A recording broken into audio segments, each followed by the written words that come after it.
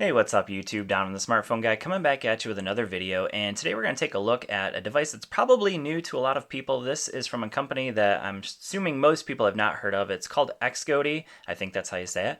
And this is called the Y19 phone. So Xgody has been selling phones on eBay for quite a while now, but they finally moved over to Amazon. So this is actually one of their high-end, I would call it maybe even their flagship phone. But as you can see, the price point is quite low, and that's because when you compare it to other, quote unquote flagship phones of most carriers, this thing is very low spec. So they are known specifically for low end phones, for very, I guess price conscious, budget friendly phones. So all of their phones up until this one, as far as I know, was under $100. So this is the Y19. This is their high end phone, and it's definitely, when you compare it to even budget friendly phones, this one is kind of falling right into that category as budget friendly. So 130 bucks, and this is the box it comes in. So yeah, so it is a company definitely out of China. So we can see the box. And in the box, you get a number of accessories, which is really cool. I always like it when companies include a lot of accessories. So one thing I will mention is that in the package, there was a plastic screen protector on the phone, and that actually is one that is designed to be on there. So that's really nice. And then we have a TPU, plastic TPU case that you can see it comes with, which is a nice option. We also, not only did it come with a plastic screen protector, but you also get a tempered glass screen protector, which is fantastic. I haven't put that on yet, obviously, but it's there. And I don't know, not sure what that was. That was where the phone was. We do have a 1 amp charger that it comes with, so right away, if you use this 1 amp charger, it's going to charge crazy slow. Yeah, this thing will charge very, very slowly. And then we have a micro USB cable for charging it. And what else? We got one of those little finger things. I don't know exactly what you call it, but you can see it has a little 3M pad on there. So just stick it on the back of the phone, and boom, you got kind of like a landscape mode for your phone. So that's always nice. And then also a nice grip for it as well. So it comes with that. And it did also come somewhere in there. There it is, the SIM removal tool. All right, so I'm going to go ahead and set all that stuff back in, and let's go ahead and talk about what all the phone now has to offer at that $130 price point. So let's talk about some of the specs real quick. So this is running a MediaTek processor. It's clocked at 1.3 gigahertz. We have Android 7.0 on board. We have 16 gigs of onboard storage, so not a whole lot. Out of that 16 gigs, you only have 10 that's available for you to use, because the other 6 is being used by the software. We have 2 gigs of RAM. We have an unlocked phone. So this is GSM unlocked. It will work with AT&T and T-Mobile, and yes, it does support band 12, band 17 for both of those carriers. So yes, we do get LTE. So we have a dual camera setup. So we have 13 megapixel and 3 megapixel on the back, and then a 5 megapixel camera up front. And it is an HD 6-inch HD display. So that's 720p. So just kind of to be clear, this is not a full HD display, which would be awesome at that price point, but it's not. So all right, so let's go ahead and talk about what all this phone has to offer, and talk about whether it's worth it for $130. So first thing you'll notice when you pull it out of the box is that it does have a beautiful premium, nice aluminum design. So it's an old design, but it's a beautiful design. This is my preference, personally. A lot of the newer phones like the S8 back there are coming with glass back. I still prefer metal back. That's just my preference, obviously. But this one has a nice aluminum build, and it does feel quite good. You can see that the screen is kind of raised off of that. So I'm not sure, that's the best design, but it's there. And oops, let's get rid of that real quick. I'm going to go ahead and turn the screen off for a second. So we have that 5 megapixel camera up front. There's our earpiece. We do have a little tiny flash up there, and notice that there's no other sensors. So there is no proximity sensor. So one thing I found is that I actually had to turn the screen off anytime I was on a phone call. Otherwise, I ended up possibly pushing buttons. So that is kind of weird. I don't know that I've had a phone recently that didn't have a proximity sensor, but this one definitely doesn't. So you can see on the bottom we have some capacitive touch buttons here. So that's our home. This is actually the menu button. which took a little bit of getting used to. It is not a recent apps button. This is a menu button, and then we have a back button here. We have a volume rocker over on this side. Over here we have our power button and our SIM tray. Now there is also micro SD card expansion in here, so you can put up to 128 gigs of expansion there. We have a fingerprint sensor on the back, so pretty awesome that a phone at this price point offers a fingerprint sensor. We have a 13 megapixel camera and 3 megapixel camera, and this is really strange, but it actually has a dual flash, so dual flash here, but then it also has another dual flash here. So there's a total of 4 flashes on the back and a little tiny one up on the front. So really strange. I don't know that I've ever seen a phone that had that, but it is. There it is. So we have this is micro USB for charging it. There's a speaker down here and a microphone, and our headphone jack up on the top. So yeah, this thing has quite a bit to offer at that price point. So now let's talk about the internal specs. So I'm going to go ahead and just jump right into Geekbench, just because I think that's kind of one of the better ways to kind of describe how this phone performs. So you can see here we have Android 7.0, which is really nice. We're not on, older version of Android, and for $130, that's fantastic. We have a MediaTek processor that's clocked at 1.3 gigahertz, so that's the MediaTek 6737. And other phones that I've had that also have that same processor, that one right back there, the blue R1 Plus, actually had a similar processor. It was the 6737T, I believe. So I think that one was a newer version of the 6737. But yeah, so it is what it is. So we have 2 gigs of RAM. Now let's go ahead and jump into the actual Geekbench scores. So if I come over here, you can see that it scores a whopping 1603. So all that is to say is that when you are playing games on this phone, so I've really only played one game, Beach Buggy Racing. It played just fine. I didn't try any other games, honestly, but when I tried that game, it did actually play quite well. But the area where I definitely felt some slowdowns was when I was doing social media. So you can see Facebook Messenger and Twitter. When I was going back and forth between like Twitter and Facebook or Messenger, or going back between that and maybe watching, YouTube or whatever, that is where I started to see the slowdowns. So this thing will definitely have some slowdowns. It is definitely not as fast as like that device right back there, the Moto E4, which is only $100, but it also has a much smaller screen, as you can see over there. But maybe you can get its bigger brother for a little bit more right now. It's coming out August 11th, the Moto E4 Plus.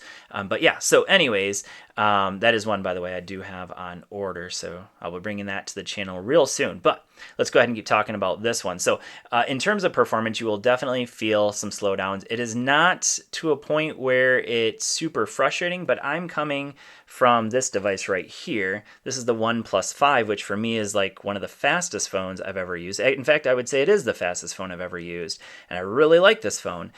And then I'm switching back and forth between that phone and this phone, and there's no doubt that you will definitely feel that difference in performance. But overall, I would say performance is okay. It's not super snappy. But let's just kind of do a little demonstration here. So if I go into Google, let's see how. So right away you can see obviously it's taking a little while. This is on 4G LTE. Okay, apparently I have not done Google on this yet. I thought I had. All right, well, let's go into my Facebook feed real quick. Everyday Tech is live. Check out his channel for sure. All right, so you can see, so yep, today's my birthday. Happy birthday to me. But yeah, so you can see it's not, it's just not very fast.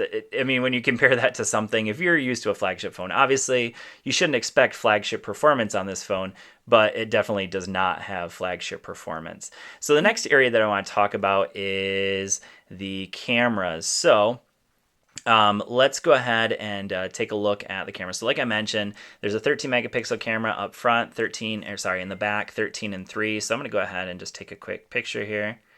And what I'll mention about the picture quality is that it's not going to be definitely competitive with any of It's definitely not even competitive, I would say, with the Moto E4 with 8 megapixel camera. This takes okay pictures. It definitely does not take good pictures. Now, they actually claim that because of that dual camera setup that you're going to get good low light pictures, and that is definitely not the case. The low light pictures are okay, but there's going to be a lot of noise. And the same is definitely true. In fact, where the area I would say it's worst is definitely in the front facing camera. So if I flip it around to the front facing camera real quick, you can see, okay, so the flash just went off, but overall the front facing camera definitely struggles a little bit. And then another area that I saw that it had some issues was in video. So the video quality, which I'll go ahead and throw up a couple of video samples from this phone on the back. The video quality almost looked like messaging, like what I would send through MMS. It's better than MMS. I shouldn't say that. It's more like VGA kind of quality. But overall, the camera quality was, and that was at the highest setting. So I set it up to high for the camera quality, and it definitely was not great. So I would not buy this camera if you're looking for something that has great cameras. That is not an area where I think this phone excels. The next thing I want to talk about is the battery life. So battery life so far has been, again, kind of a mixed bag. A little, I would say, kind of okay. When I look at the battery, yep, there's another. Hi, Mario. But when I look at the battery life of this phone, it's been around 4 hours of screen on time. So this is the third day I've been using it. So if I go in here, you can see today I haven't used it a whole lot. But yeah, 20 minutes is what I've used it so far today. So this has not been my main device today. But if I go into, like, for instance, my gallery, you'll see that in general, I'm getting right around 4 hours of screen on time. So here's a couple of screenshots of the first 2 days of usage. So on that day, I was at 7% with not quite 4 hours of screen on time. On this day, let's see, I was at 18% with 3 hours and 23 minutes of screen on time. And you can see that's at 6:36 p.m. So I am not getting through a full day of usage with this device.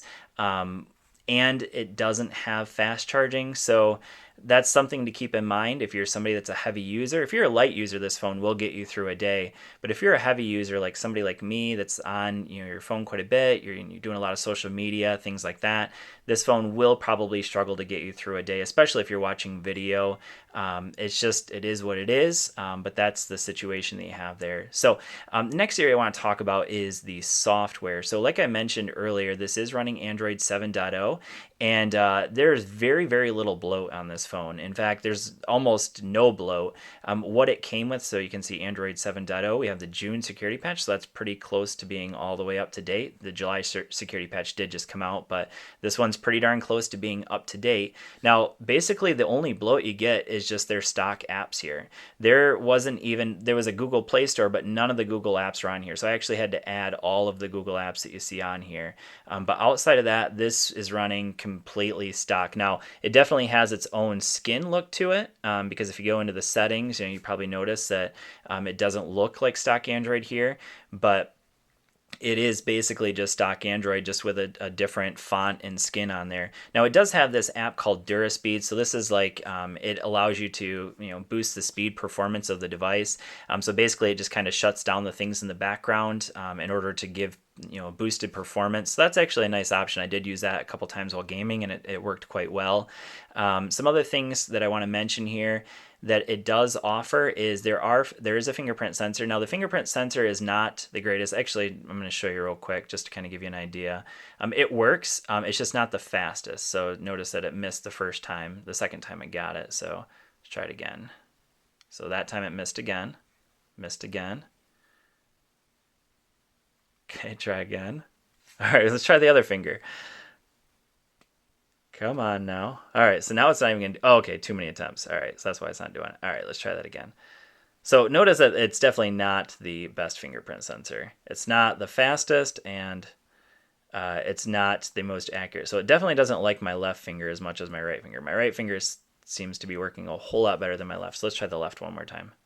Okay, that one time it worked. So it's I would say about 80% accurate is kind of what I've been getting, and it's not the fastest, but hey, it's there, and that's it's kind of rare for a phone at this price point. So that's nice that it has it. Another thing that it does have also with the fingerprint sensor is that it does have some options. If I can find it, I believe it might be in here. So go ahead and confirm my PIN here. Yeah, so there are some things that you can do with the fingerprint sensor. So you can use it to switch your camera, so you can flip it around to the front camera, or to take a picture. You can do the music switch, launcher switch, gallery switch, and phone switch. So just a few options that it has there. Now, the only thing I've really done is I've used it to go through the gallery, and you can actually use it to kind of swipe through these menus, so you can see that it goes back and forth between my different screens, so that is nice. So anyways, that's just kind of a quick look at it. The last thing I want to talk about is the audio quality, so I'm going to go ahead and jump into YouTube, if I can find it. Now, where did I put it? There it is, right at the very end. And we're going to go ahead and just listen to a quick song so you can hear the speaker, just so you have an idea. What in the world is all this? Definitely not something I've been looking up, so I'm not sure what's going on there. All right, so let's look up. Apparently people are looking up animals fighting. I don't know. So let's go to free music. All right, so we want, I don't want, oh, it's probably the wrong thing. I want royalty-free music. Here we go. We'll just listen to this one. This is a song I'm familiar with.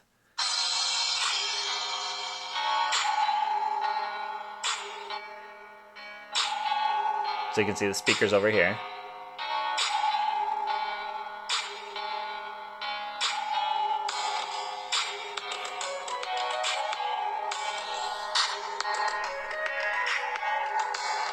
Okay, so we have that bottom firing speaker. It's definitely not the loudest speaker. It's also not the clearest speaker. So I would give the speaker maybe like a 6 out of 10. It's definitely just passing. It's okay, it's workable, but just passing. So overall, would I say this phone is a phone that I would personally recommend to my friends and family? I would say probably not, because I know right now personally of a few phones that I'm really looking forward to. So the Moto E4 is obviously a very good budget-friendly phone, but the Moto E4 Plus is $20 more than this one if you pick it up on Amazon. Actually, you can get the lower spec version, so the same specs as this one. Very similar specs actually for $130, so the same price point that you see this phone at. And then also, like, think about so like Cricket, I have the the ZTE Blade X Max. That's a phone you can pick up for right around $150. If you want a large phone, that's also another phone I can recommend as well. So anyways, been kind of a longer video than I expected to. Hopefully this has been helpful for you if you're interested in picking up this device, or if this is a device you've been looking at. But thanks for watching, and I will see you all in the next video.